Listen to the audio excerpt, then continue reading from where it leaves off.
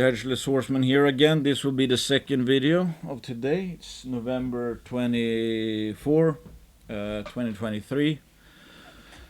Last video went on quite a bit, so I'm gonna do some or go through some other stuff right now. Some shorts. So, yeah. So let's look at some shorts. So there, I looked at this before, and again, you can just see it's like again, with how momentum trading works. Okay, sooner or later, the bulls started. I mean, one could say it started here, but here's where the breakout comes. Here's where the acceleration. This is where the momentum traders get in, or especially up here and up here and up here. I mean, you see this. I mean, it should be pretty obvious. It's a kind of repeatable pattern, right? Resistance line gets broken, ramps. Resistance lines gets broken, ramps. Line gets broken, ramps. Line gets broken, ramps. Breakdown in between. And I expect, if First Majestic is still around, I expect this line here to break someday, and First Majestic will go on a run like it always does if it's again still around. I mean, that's how ridiculous this sector and market is. It's a total momentum trade fest, and of course you always make, like I covered extensively in the last video, you'll capture the absolute biggest part of the bull moves if you invest long before anybody thinks it's a bull. When you invest when everybody agrees it's a bear, that's the best time to invest. Here everybody and their mother agreed it's a bear. Here everybody was pretty sure it's a bear. Here absolutely everyone is assured it's a bear. Here everybody can see this is a long bear. Here everybody is getting increasingly convinced, well, it's obvious, quite obvious that we're in a bear, and that's good. That's good. If you want to catch the big moves, you have to invest when everybody knows it's a bear. This is I-80. That's kind of funny. I mean, it's called I-80, and I talked about the Pareto principle, but applied to the junior sector, or the mining sector, I guess, overall, but I focus mostly on junior sector. The 80-20 principle. 80% of the time, this sector sucks share price performance-wise. 20% of the time, it's, fantastic, absolutely fantastic. You lose more than you should, then you make a lot more than you should. I mean, look at this chart here. Okay, opened up here, zigzagging for I don't know how many months. Boom, goes up, immediately at top, zigzags down, create some kind of, I mean, depending on how you want to draw these resistance lines. Boom, revalues in a heartbeat, immediate top. Long period of suckage, boom, straight up, and now we're even up in an even bigger period of suckage.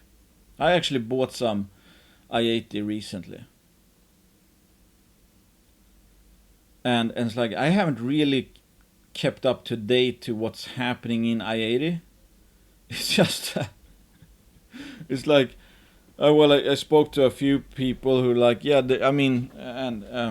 him and we just talked about the fact that they have a roaster that's probably worth $1 billion. They have 50 million ounces of gold. They have 200 million ounces of silver, whatever. So it's like at face value, it's obviously way undervalued. Okay, so if the longer term valuation risks are to the upside, given all we now know right now. I mean, anything can happen, of course, but then you see this kind of pattern of just long periods of suckage. Makes everything back. Long period suckage, make everything back and more. Long period suckage, make everything back. Yada yada yada. So if we know, it's like if we're not taking valuation risk, we're underpaying for something. We're buying all these assets for way less than they're worth. Then we haven't made a mistake by definition. And it's not up to me, but this is just how the market does it. This sector When this sector gets going and the momentum trading gets going, it just revalues everything. I mean, did this make sense? No. Did this make sense? No. Did this make sense? No. Did this make sense? No. It doesn't make sense, but that's how this market works. This sector functions. Everybody is a momentum trader. And people are probably have been making mistakes selling from a valuation perspective for already months, if not, who knows, maybe a year, maybe it should be worth around here already, something like that. And in that case, everybody here is just making increasingly big mistake. And like that might have been the case here as well. Maybe value was, or expected value was around here or whatever. Then it's like, okay, worst mistake selling. It's like boom, shoots up, passes fair value perhaps. Okay, overshoots, goes back down. Maybe value is around here right now, I don't know. Okay, undershoots by a mile, and then you get the catch-up phase. You get what I'm saying? It's like playing Pong. It's a ridiculous sector. That is, and that's why I keep saying, it's like you can't take this sector seriously. You'll go insane. Everybody is a terrible investor. The marginal investor in this sector is a terrible investor. I just assume the market is absolutely clueless at all times. My hunch is I'll take that over the market any single day, because that's also the only way to make money, and that's how you get asymmetrical returns. I mean, as long as I don't think, in I-80's case, as long as I don't think the actual value is below where it's trading at right now, then I'm not making a mistake. But who knows? Is it $3.6, $3? I don't know. I mean, what's it gonna be worth in a year or two? I don't know. $4, $5, $6. What happens if gold price goes breaks all-time high? It's like we don't know. We know that the sentiment is a loaded gun in our favor. We know we're down here in the junior sector, so we know the next big move is gonna be up, and it's gonna take everything with it that's still around. That's just how it is. So it's like walking around with a loaded gun to the upside in this sector right now. And you can see this has been a loaded gun many times. It becomes way too cheap, revalues, way too cheap, revalues, way too cheap, revalues, way too cheap, revalues, way too cheap, revalues. And to continue on with what I talked in the beginning of the last video, it's like, should we be, let's say this breaks out and it's like in a year we're up here, whatever, or in 6 months. I mean, all these moves are like a few months only. Let's say, okay, let's say this breaks. We're up here in like 6 months. Should we be surprised? Do we have the nerve to be surprised? That's exactly what we're expecting of a dipshit market like this. It's just all over the place. Now it's all over the place down here. One day it's probably going to be all over the place up there. We should not be surprised. We should start to expect that the market will be, that this sector will do what it always does. And why Pierre Lassonde calls it the easiest sector in the world. Because it always crashes and always rallies. Here another one, and I talked about this in the last video. This is TriStar Gold. It's been a kind of a mature, advanced explorer / developer play for quite some time. Do you see a pattern here? I do. I mean, again, it's just ridiculous how this sector. One cannot call a sector as predictable as this hard.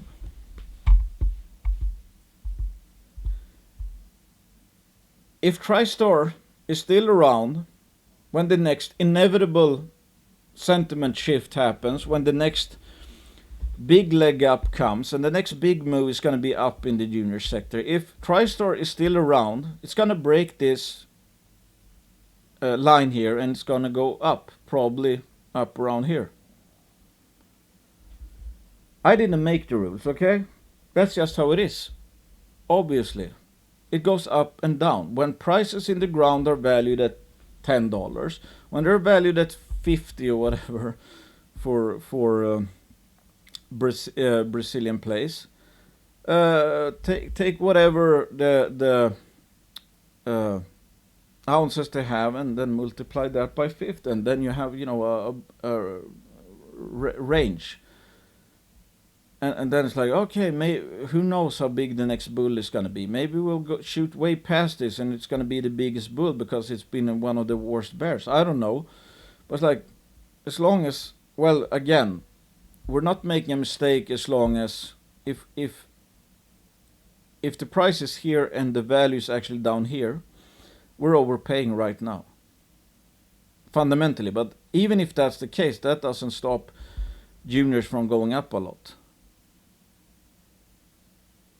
Juniors with nothing can go up 400%. So that doesn't, at the end of the day, that doesn't even matter. Or that's not a requirement, or it's like that doesn't make sure that a stock is not gonna go up, even if it is still overpriced at 52-week lows, if that was the case. But from a value investor's perspective, as long as we think value is higher than price, by definition, we've not made a mistake. And we did not make a mistake, even if it goes something like this before it goes like that. But it's like, I see stuff like this all over the place. Let's look at a few. Okay, here's Endeavor Silver as well. Just going back to, I guess, the previous point. Like, let's say okay, this is a pretty obvious, let's say, trend line. And again, we're the people that, okay, it bounced here, but then it went up, okay, and you buy in. Okay, if you rode it to the exact top, you get 100% return. And like I discussed before, the longer this went on and the lower it went, everybody's got more and more convinced we were in a bear market, obviously. I mean, ask someone here, are we in a bear market? They would laugh at you because nothing has been more obvious. Was it obvious that this was in a bear market here? I don't think it was obvious. I think, I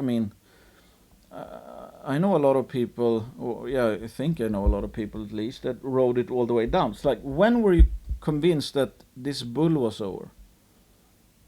Here? Here maybe, but I mean, there's support here, and it's like it bounced, so I mean, who knows, maybe. Here you're probably starting to like, yeah, okay, this is for sure a bear market. This is not it's not gonna go up like this or whatever. Okay, maybe, yeah. And then you see it go down, but then it starts jumping again. And then it makes a higher low, a higher high. Then it's like, wait a minute, the bear is probably over. But then also, I mean, I'm not an expert in TA, but it's like, yeah, I guess this would be seen as a bear flag or something, which is not ideal, obviously. But still, okay, let's see, you see that, whatever, it breaks down. I mean, the longer this goes on, the more convinced, the more obvious it is that it's a bear market. Ask somebody up here, are we in a bear market? I don't know, 50-50. Down here, like 80-20. That we're in a bear market, perhaps. Here, 100% of people would say it's a bear market. Okay, so if you would have bet some money when we're crossing the, let's say, here's like, well, maybe we were already at 90% here. Okay, 90% sure it's a bear market. It just keeps on ramping up. Down here, everybody and their mother knows we're in a bear market. Everybody can see it. It's clear beyond clearer than day, if that's even a saying, that it's in a bear market. Yeah, well, that was when everybody could see and know, everybody knew for sure we were still in a bear market. That's the highest point of return, future returns, because all of the coming bull was left. When you're kind of convinced we're not in a bear market anymore, if you start to think that we're probably in a bull, there was 100% left. When everybody was sure we were not in a bull, it was 485. So going back to my original point, if you want to catch the largest part of a bull move, you need to invest when everybody knows it's a bear market. Red Pine Exploration, advanced developer or advanced explorer, I should say. Canada, really like this one. They did a financing recently. I think it was a bought deal, which is not ideal because I think the shares become free trading. But valuation-wise, I think it's still an absolute no-brainer, and I think that's not gonna stop this, because I think this is one of the better projects around, and it's thankfully in Canada, or I should say it's one of the better gold projects around in Canada, of all places. And I did a article on that, so you know the story. It's like, I expect this trend line to break one day. Here it kind of broke, and I think that was when this turned out to be a liquidity event. That there was the people who have sold Red Pine, the project, they took profits or took money off the table. But the thing is, like always, if they are out already, if they they were sitting at, I don't know, $1 million, that's like, okay, I need the money, or I want the money, or whatever, they're bearish on the sector, whatever.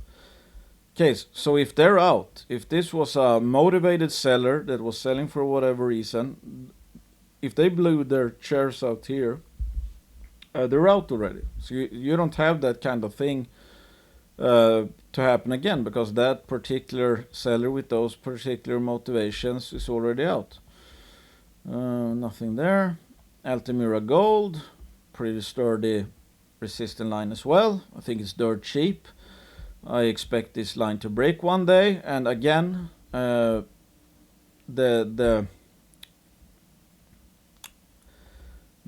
point, which I made before, is like, let's say you want to wait for a breakout, maybe it happens here, whatever. Let's say we go up here, that's 815%. I'm not saying that's going to happen. I'm just taking an example here, okay? Let's say you wait for the breakout, or you get in here, like the candle ends up here, whatever, because if it actually crosses, maybe it doesn't close actually on the trend line, but so that's 767%, absolutely great. But if I think there's a pretty high chance that that's going to be crossed, and if I'm taking a punt before it's confirmed, let's say, maybe, just maybe, I get, double that return in sometime in the future. That would be 1400% in this scenario. Again, the numbers sound perhaps ridiculous, but I'm just using this as a short. It could be 140% and instead of 70%.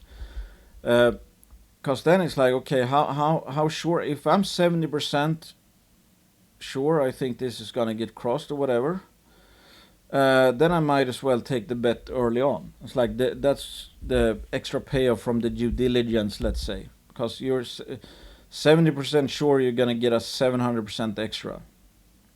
And if you're wrong, if it all goes to shit, you lose money. But if you're right, you're gonna make, in this example, 1400% instead of ones that waited. So it's like you're risking, yes, in a way, but if you're right, you're gonna get, in this example, 700% extra, which is gonna pay for 14 other similar sized positions getting cut in half. That's, I think, where due diligence comes in, and that is what I mean about. I don't use these for like trading, but I want to front run as much stuff as I can, because if I think that there's a good likelihood that they will have a bright future, then there's a high likelihood that this line will be broken, and that's a pretty sturdy resistance line. And we saw, like, Eloro, for example, when they broke a sturdy resistance line, it ran for 547%. Anyway, just an example, and like I always say, it's like I see it all the time, and I see it directed at Crestcats. Like, as soon as they are bullish and long stocks, and let's say the stories don't pan out, or at least share price doesn't pan out, because there's for sure a bunch of stocks that are too cheap, I think. where it's like, yeah, it might not be a significant discovery, a tier 1 discovery, but it's like there's no way it should be valued that low. So they look stupid, if you know what I mean. But when you think about it again, it's like their snowline position that alone paid for I don't know how many, because their fund results are good. So it's like, again, it's like, don't jump on my throat if like every story that I'm long doesn't work out, and especially if it hasn't worked out in this environment where even I-80 gold is at a new all-time low. Again, 80% of the time we lose money, then we make it all back. And that's also why I don't think you should judge. You should not judge your portfolio return. If you started in 2020, you should not judge your returns from here to down here and say, oh, that's a fair assessment of how I'm doing. No, you should, if you started here, you should judge what your portfolio's done from here to the next sentiment high. If you started here, you should judge it from, medium sentiment or whatever. And that's also why it's like we shouldn't take it too personal if this goes like that. Because we know we're making probably more money than we should, maybe fair value at whatever stock is here, but we cross that and go here. So, okay, and we know how this sector works. It's going to overshoot to the downside one day again. So it's like, don't take everything too seriously, because with time, everything changes in a sentiment-driven market. Gold line, for example, which I have a decent position in. It's a micro cap or 5 million operating in Sweden. But it's like, okay, 5 million market cap. If we go into good times, there's not going to be a single junior, I think, below 10 million in market cap. And that's for starters. And the ones who actually have some exploration success, they could, from 5 million, I mean, it's not, I wouldn't be too shocked if they find something. We go into a good market environment. If they find something significant, this could be a 100 bag or whatever.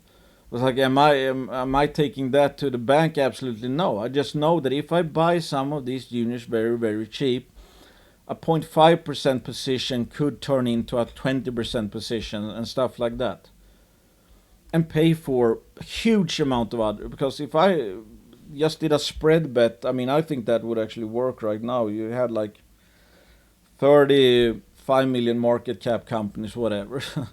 Like, not every single company might be around, but it's like one that makes a discovery, maybe that goes up 50 times. Let's say half survive until the next upturn and they go up 200%. It's like, I think there's a bunch of ways to play a dumb sector like this when we're at extreme lows. Staying power is important, obviously. Magna mining, kinda not exactly like I-80, but it's like just got cheaper, boom. Here it was a massive catalyst as well, so there's a good reason for it to go up. Now there's not a good reason for it to go down, but it's followed. Every single nickel junior has taken a big hit because nickel's sentiment has cooled off, but it's just a ridiculously cheap story. So if they do what they plan to do, and if PGMs and nickel in Canada and copper doesn't become worthless, this is going to be cheap. I also again think it's a no-brainer. I think it's been pretty much cheap its entire lifetime. It's just getting, I added down here, I added a lot up here, then I reshuffled when there were some other stories that I became aware of, whatever. But it's like, hey, I think this is company's probably the cheapest it's ever been, I think. And if I'm not mistaken, I think the warrants from this deal are actually at 40%. I did never think we would see down to 40 cents share price for Magna, but here we are. It's like, if there's still sellers that's like, I'm taking my 40-cent warrants and selling at, I get a 10-cent profit, even though I think they probably should be, not reducing their stake, if they don't have a better opportunity around, of course. Still, that's probably what's been happening. It's like 40-cent warrant holders who have been selling to flip, even a 7% profit. And since there's no interest in this sector, and everybody almost is a momentum trader, there's no buying power to keep the market honest when there's, quote, artificial selling pressure. Like kind of, I think, happened in Red Pine. There was just too much selling from motivated sellers, and there's not enough capital in this sector to keep valuations fair, even close to it. Brixton Metals, I mean, this is one of the largest consolidation patterns I've seen. And I was hoping that this would be the breakout. So now the question is, they just raised $14 million. And I know people are like disappointed with the share price, obviously, and all of that. But still, I mean, given the size of the price they have up there, and it's like, think about it, somebody in this market environment forked up, or some people forked up $14 million. That's not easy to raise in this sector right now. That says something about A, the target, B, how cheap it is relative to said target or targets. And I don't know exactly what the market cap is right now. I think it's down to maybe 50, 60 million. Just imagine if they hit a bullseye next season in, let's say, Camp Creek. Imagine what that could do to a 60 million company. In that case, it would rhyme with this huge consolidation. Because when this breaks, if it breaks to the upside, that's probably the start of something big. So yeah, I wouldn't be surprised. Let's fast forward 2 years. Either they don't find anything really more of value, their targets don't turn out into anything really, or they confirm a significant discovery more so. Let's say at Camp Creek, they maybe hit a bullseye hole or show it's one of the largest porphyry deposits around, whatever. Then this might look incredibly cheap in hindsight. Again, this, and I've said it before, it's not like I need all of these stories to pay off. I mean, blue sky scenario for Brixton is like 40 bagger or something, maybe in 3 years. Some of these others, like Magna, I could easily see, I think it's easily worth 300 million now at least. So that's what a 4 or 5 bagger perhaps. Blue sky longer term, I don't know. Nickel prices cooperating. Maybe an acquisition or so. I don't know. But let's say I wouldn't be surprised to see Magna turn into a at least 4 to 10 bagger over the next couple of years. Fathom Nickel took a big hit, but it's like if we look at the just like a short. I mean, that's the thing. It's like I think it's become ridiculously cheap again. This is what you see at times like this. Everything is cheap. I think the market cap is down to like 12 million, something like that. So like $6 million per project. They're gonna need to raise money, and that's what I think again is the reason why the reaction to the assays were so huge, because now everybody see, okay, the assays are out from Goldshagger. That means I can't get rich tomorrow. There's no 10 meters of 3% nickel to come out, so I can't get rich tomorrow. Then it's boring, and it's like you see people say that in the forums, like, yeah, I took money off the table because I know, there's no more assays and they're gonna need to raise money. And in that case, no price becomes too cheap. I already think it was too cheap up here. It's like the last edition I did in Fathom, that's down like 48% or something right now. I thought it was cheap then. I think it's just brain dead cheap right now. because that's how the market works. It's all relative. It doesn't matter how cheap it was. If people fear, of financing, which they tend to do, they're just gonna sell, because they always think that it's gonna go lower the day of the financing. That's not even a guarantee, but I mean, I see some companies that bottom on the day of the financing and it actually go up, and it depends. I mean, I wouldn't be surprised, or I mean, I think it's just dirt cheap given that they do 2 district scale nickel projects. I mean, if they find, I did a piece on these guys. It's like, there's no way they have killed Gochagger, and they haven't even drilled Albert Lake yet. Good nickel sulfide discovery in Canada, that could be worth billions. So that's just okay. What's it pricing in? 6 million per project. That's what, 10% chance of finding something worth 60 million. 1% chance finding something 600 million. 0.5% chance finding something worth 1.2 billion. I think that's too low.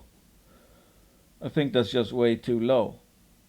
But who knows? Maybe the chance of finding something significant is like, maybe it's less than 20%.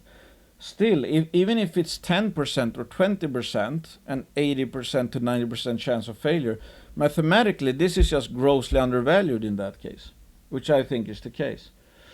Goliath, and this was also to make a point that,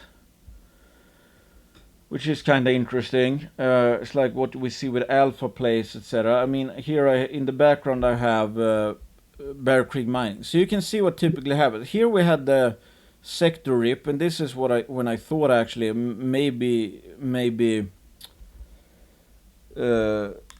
the market was gonna start coming alive. Maybe that was the bottom, because Bear Creek was up like 200%. A bunch of other stocks went up like 50 to 100%. You can see, I mean, how it kind of drags for the time being on the alpha plays. Here, Bear Creek bottoms. That's up here in Goliath. Bear Creek runs up to here. Goliath is down over that period. And here, for example, here we have a low in... No, this was actually... Well, no, this was a 200% rip in Bear Creek. Still, okay, here we have a bottom in Goliath. No, Bear Creek. Here we have, close to, Goliath had been ramping, alpha play ramping, beta play's gone down. As soon as Bear Creek started going up and the beta play started going up, it weighed on Goliath. And now it's like consolidating. The beta plays has gotten worse. And of course, for Goliath, they put out some really, really great stuff.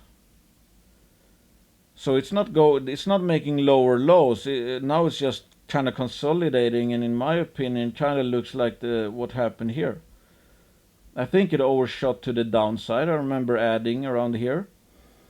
I think I added on. Yeah, what was it? Like I think I added at like 68 cents actually. Okay, so it made a rounded bottom. It's like, okay, the people that were ready to sell this cheap ran out of shares, and then it started to revalue again. And that's what I think is happening now, because we have McEwen who has put his money into Goliath. The results have been great, and still there's not been a real price reaction yet. But I would not be surprised that we see some same kind of resolution here, because I think Goliath is just grossly undervalued. I mean, I have my base case is that they will have at least 3 million ounces. I think it could be a lot more than that.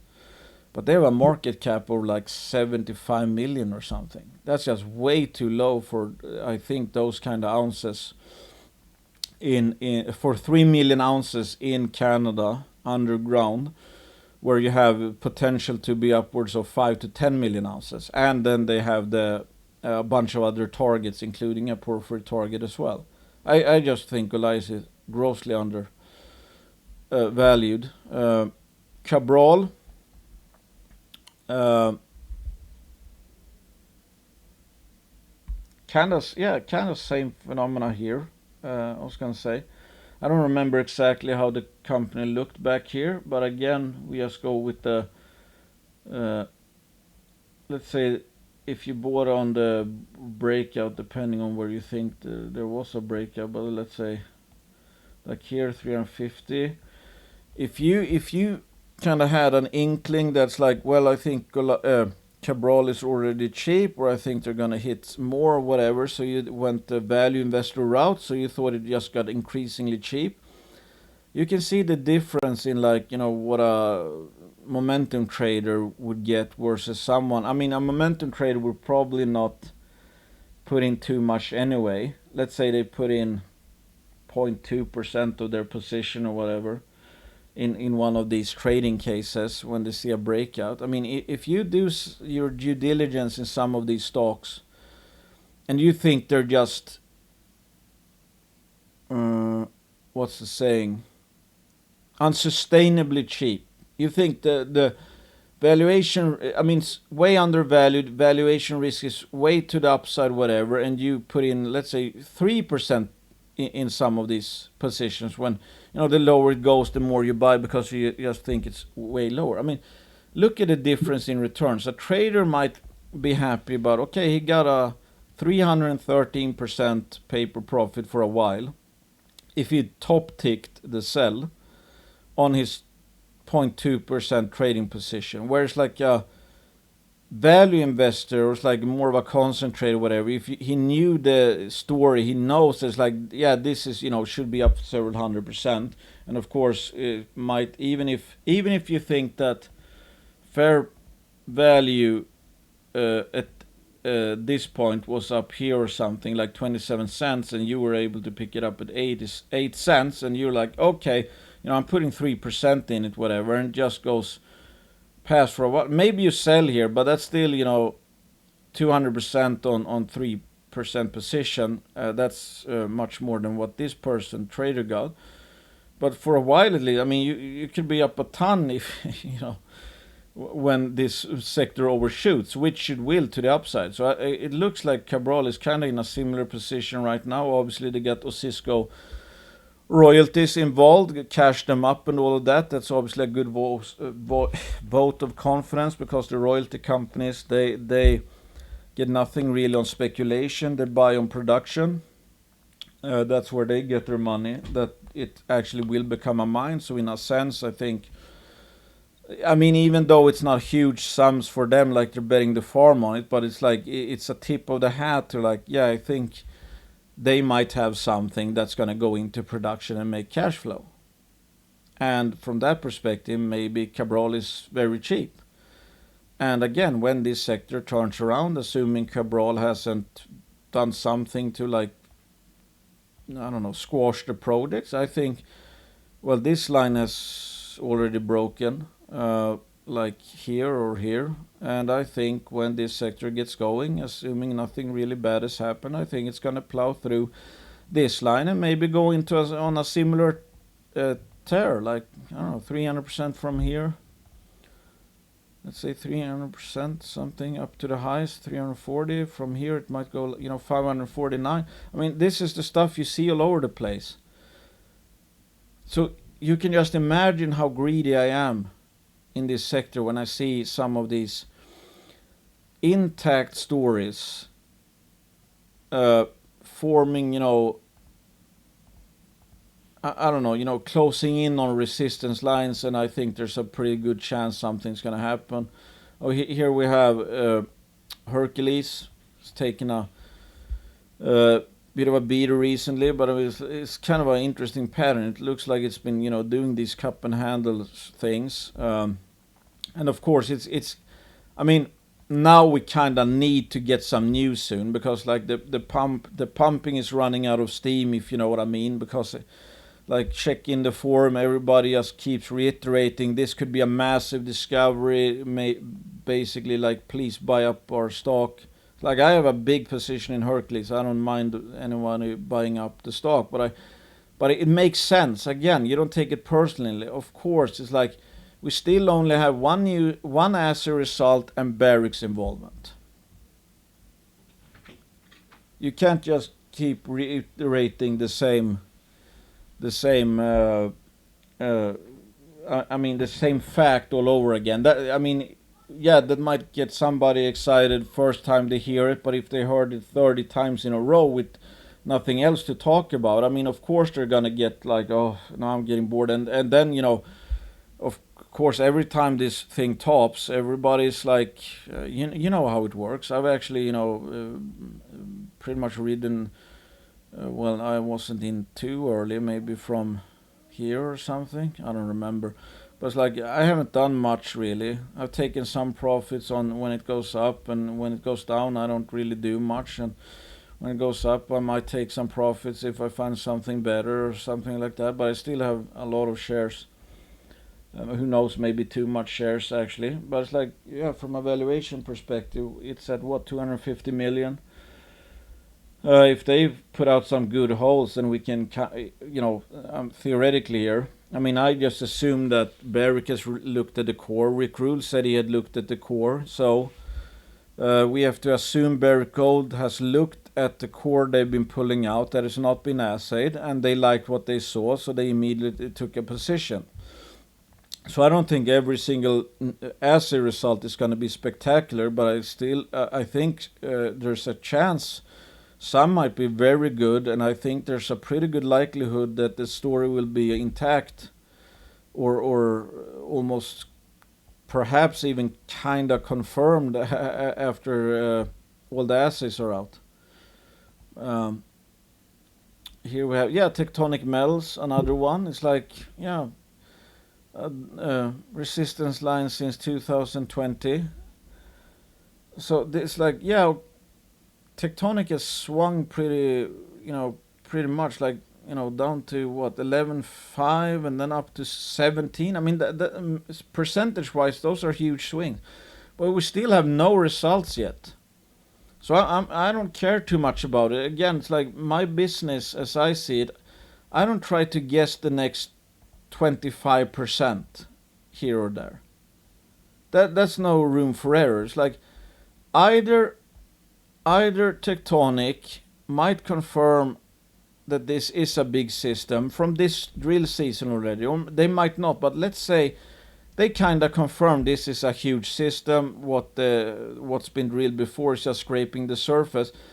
If that's the case, I think it's going to plow through this resistance line, and if that's the case, that's the start of something, because this is a pretty big consolidation. So who knows, maybe it will go something like, I don't know, I really have no idea, but something like this. And again, if you're after 10 baggers or 20 baggers or whatever, it's like, it's time in the market. They even if there is, let's say, 10 million ounces there, they cannot prove that up with one drill season. And let's say that, okay, if they prove up 10 million ounces, let's say it's going to be worth $2 billion, especially in a higher sentiment environment. I'm just guessing here. Just a theoretical example. Let's say the market cap is 50. So that's a 40 bagger, excluding dilution. And that's probably going to take, let's say, 2-3 seasons to get a 20 bagger in Tectonic. Then one could say that the bet is if you just close your eyes and fire and forget things, like, okay, I bought these shares, and then I'm gonna do nothing for 3 years. This is an extreme example, of course. There's gonna be new data that is gonna change, or maybe it will be way less, or maybe it will even be more. Maybe it'll make more discoveries. But let's just, from simplicity's sake, just to prove a point, it's like a fire and forget thing. Okay, this is one of your, let's say, 10 plus bagger speculations. That in order for it to even become a 10 bagger and pay for like 20 other stocks that go down 50%, you have to give it time to be able to become a 10 bagger. So let's say you at least have to give it 2 years. Then the holding period. So it's like, okay, I'm not going to do anything for 2 years. Let these guys drill. Or if they're successful, they might find nothing, they might find something, they might find a lot. We have no idea, but just when you think about it, that's probably a better way to play some of these stories than most people do, which is try to trade every single top and bottom. I mean, just think about how many have traded the Hercules Silver or Snowline Gold or Great Bear. I mean, the people that made the most money were the ones that didn't do any trading. They just, I guess, thought it's like, hey, I think this could be 10 million ounces. And they just waited, and the new release after release came in for these companies, kind of de-risking it. Yes, it looks increasingly likely with every news release on balance that it's actually could end up being 10 million. So with every news release, on average, not every news release, but it's like over time, it started to fill in those shoes because that's what the data was telling you. But it takes time for the data to tell you that. It takes time to fill those shoes. So again, I see people commenting on every single, it's like, move. It's like, it's not going to matter. If there is something big there, it doesn't matter if the price is 17 or 13 cents. It might go to $2. It might go higher than that.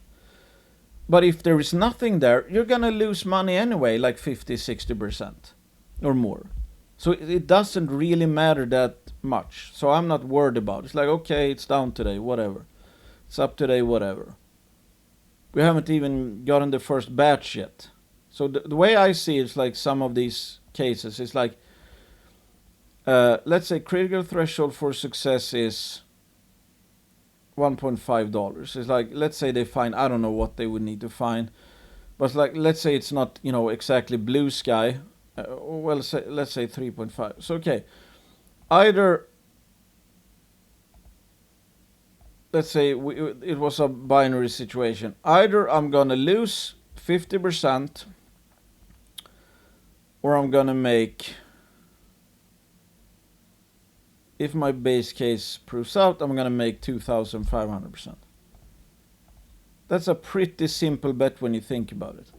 But if I start doing stuff like, I'm going to time every single move here, I'm going to whatever, it's like, what are you going to end up? Even if it is a success story, you're probably going to trade it away or your gains, so you might end up with like 200% plus or something. Who knows? Instead of just sucking up every single correction and it's just, okay, it looks like it could get bigger. Okay, it gets bigger. I still think it could get bigger, it gets bigger, and sooner or later you're gonna hit something. And maybe theoretically when it's confirmed to be worth this much, if that would end up being the case, maybe you still think it's worth, could be this, let's say this is blue sky, like $7 or something. Yeah, let's say they confirm this much. Okay, when you're up here, you think blue sky is still here, so you hold on. And it doesn't materialize. But you still got a 20 bagger. That's good enough, even though blue sky didn't materialize. Or let's say it disappoints the market that it's not 15 million or whatever. It's just 8 million or something like that. And you have a bit disappointment. But you could still have a 10 bagger or whatever for a time being. And if that's just a sentiment low, it's sooner or later gonna go up again, and you know what I mean. Point is, there's like, you have to do a lot of nothing in some of these stories. It's like all the big returners, they typically took at least a year.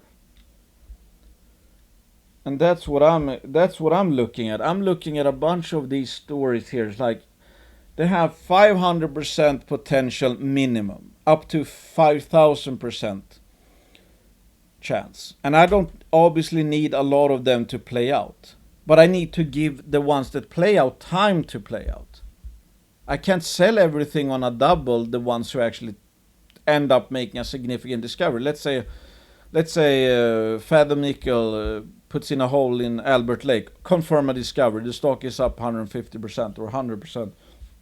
And I sell everything, or I sell 50% or whatever.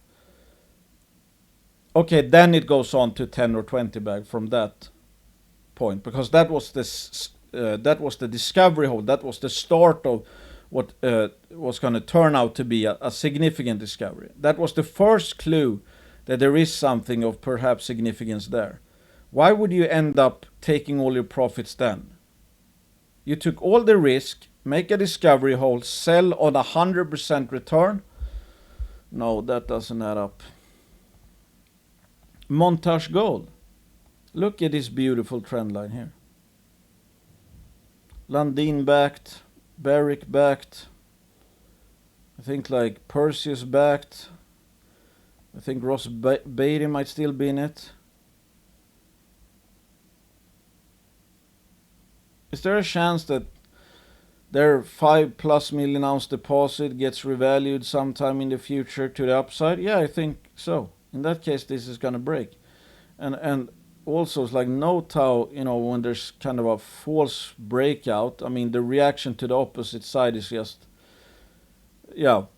something else, which we typically see, that false breakouts that for some reason turn to, I guess that's thanks to traders, because they're like, oh shit, a false breakout, then it's like, this is going to be a massive sell, and then the momentum sellers start panicking. I mean, the herd starts panicking around here and panic all the way down. But let's say there is a sustained break. I mean, that's a pretty clear cut. Yeah, so it's like, I think you could throw stuff, and again, it's like Lundins and stuff are in it. So it's like, what are the odds that you're buying something crap? There's like no chance. That doesn't mean you're gonna make a lot of money on it, but it's like, same with like Hercules. If well, this wasn't Hercules. I don't know where Hercules is, but it's like if Rob McEwen just bought in, is there a guarantee? No, but you're probably not buying shit. If Barrick gets into Hercules, are you overpaying? Probably not. Is it a guarantee? No, but any of one of those stories could pay for X amount of stories that were not shit, were legit, but simply did not end up making a discovery. But again, you have to let them pay for the other ones, because you can't just, I don't know, take a position here, you get 50% return, it's like the story's playing out, and you're like, okay, I'm taking my profit. So how many failures did that pay for? None. And then it's like, I mean, I think it was Gold Ventures that tweeted about Kootenai. I actually have some warrants in Kootenai. I participated in a placement, mostly just, collecting warrants in trading sardines, kinda. I mean, they have a story as well. It's not the worst company in the world, but you see a similar phenomena. Okay, top of 2016. Well, we can go actually further back, but they have consolidated share. They're very poor at share structure. But let's say here, it's like, okay, this is where people were convinced we're in a bull. Okay, here or here when it backtested, then there was like 56% left in the tank of the bull before it died. I thought it would be more actually. Okay, but the shittier it looked, the more convinced people were it was on a bear. The better the future returns. And here we had, again, kind of a similar thing, I guess. Let's say, you buy here. Yeah, it was actually a false breakout. Well, no, I guess that's a back test or something. But okay, 230%. But if you just kept averaging down, maybe you snagged a few here. That's 170% extra. So obviously, if this is if we're finally soon starting the Silver Junior bull or whatever, I mean, the people that are gonna make the most money, or theoretically make the most money, are the people that really ramped up their buying when it was super cheap, when everybody was convinced that we were still dead on in a full-blown bear market. It's always the bear market investors that captures the biggest future returns. So I've gone through a bunch of stocks now. I'm going to end it there. Consider me biased. This is not a buying or selling recommendation, not investing advice. Do your own due diligence. These are, especially don't trust my, technical analysis. I'm just drawing some lines here just to prove some points. But yeah, consider some of the concepts at least. It's like, and just again remember, it's like this. There has not been a better time to be a buyer, in my opinion, in this sector at least since like 2015. In this particular case, it's the cheapest. But they have diluted as well, so it's hard to say. Still, just some things to ponder, and then just work on your patience, because it's like when the bull starts, which is going to be someday. It's might go on for at least 8 months, maybe years, and we don't know when it will start. It should be any day now, but that's no guarantee. It could be in 6 months, could be in a year, 2 years. Um, but it's going to be well worth it. That's the point. So do whatever you need to do to not go insane while waiting for the inevitable move is, I guess, my ending note. Thanks for listening. Have a great weekend. Bye.